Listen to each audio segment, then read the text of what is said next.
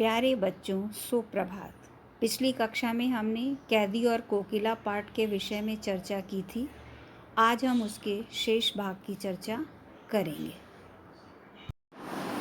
कवि स्वयं पर हो रहे अत्याचारों का मार्मिक वर्णन कोयल को सुना रहा है और प्रश्न करता है कि तुम इस निराश और भयानक वातावरण में क्यों अपने जीवन के क्षण व्यर्थ कर रही हो। काली तू रजनी भी काली, शासन की करनी भी काली, काली लहर काली कल्पना, मेरी काल कोठरी काली। रजनी रात, करनी मतलब कार्य करना, काल कोठरी कारागार। कवि कहता है कि हे कोयल, तेरा रंग काला है, रात भी गहरी काली है और इधर ब्रिटिश शासन की करतूतें भी काली हैं, अर्थात अन्यायपूर्ण हैं। और कारागार में रहते हुए मेरे मन की भयंकर कल्पनाएं भी मानो काली हो उठी हैं। टोपी काली, कमली काली, मेरी लौह श्रृंखला काली। टोपी भी कमली, कंबल, लौह श्रृंखला मतलब जंजीर, हुंकृति हुंकार करना, ब्याली नागिन सी। तो टोपी काली, कमली काली, मेरी लौह श्रृंखला काली, पहरे की हुंकृति भी ब्याली, तिस पर है गाली ए आली। कवि कहता है कि मेरी काल कोठरी जिसमें मुझे बंद किया गया है वह भी अंधकारमयी है, अर्थात काली है। मुझे ओढ़ने के लिए दी गई कंबल और मेरी टोपी भी काली है और कंबल का रंग भी काला है। मुझे बांधने वाली लोहे की जंजीर भी काले रंग की है।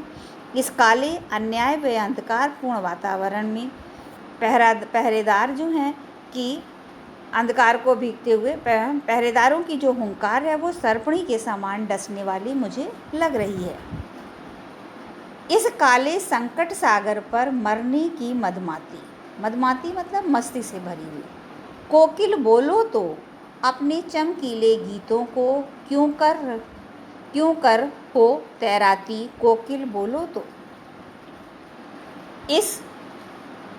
इतने अन्याय के बावजूद भी कारागार के सिपाहियों द्वारा मुझे गालियां सुनने को मिलती हैं। हे सखी कोयल, कारागार के इस संकटपूर्ण समुद्र में तुम क्यों मरने की ठान कर आई हो। तुम मस्ती से यहाँ गा तो रही हो, परंतु यहाँ पर संकट के बादल हमेशा के लिए सदा संकट के बादल ही मंडरा रहे हैं। तुम अपने प्रकाश भरे, आशा और उत्साह भरे गीतों को इस अंधेरी रात में कारागार पर मंडरा कर क्यों व्यर्थ कर रही हो। ये बात तुम मुझ पर स्पष्ट करो। जेल में बंद कवि ने अपने और स्वतंत्र जीवन जीने वाले कोयल की तुलना का वर्णन बहुत ही मार्मिक ढंग से किया है। कवि कहते हैं, तुझे मिली हरियाली डाली, मुझे नसीब कोठरी काली, तेरा नभभर में संचार, मेरा 10 फुट का संसार। कवि कहते हैं कि हे कोयल, तेरे पास बैठने के लिए हरी डालियां हैं। तू प्रकृति की हरियाली से पूर्ण आंगन में स्वतंत्र रूप से विचरण कर सकती है और मुझे इस अंधेरी कोठरी में रहना ही पड़ता है। तेरा नभभर में संचार, मेरा 10 फुट का संसार। कि तुझे खुले आकाश में विचरण करने वाली पक्षिणी है। पूरे नभ पर तेरा अधिकार है, जबकि मेरी विचरण सीमा मात्र मेरे बंदी गृह का 10 फुट का सीमित कक्ष है। मैं अपनी बंदी गृह से बाहर घूम फिर भी नहीं कर सकता। तेरे गीत कहावे वाह, रोना भी है मुझे गुनाह मतलब पाप। कि तू गाती है तो लोग तेरी प्रशंसा करते हैं, प्रशंसा में वाह वाह करते हैं, जबकि मैं रोता हूँ तो मेरी वेदना भी लोग सुनना नहीं चाहते हैं। कहते हैं जैसे रोना भी मेरे लिए एक पाप है।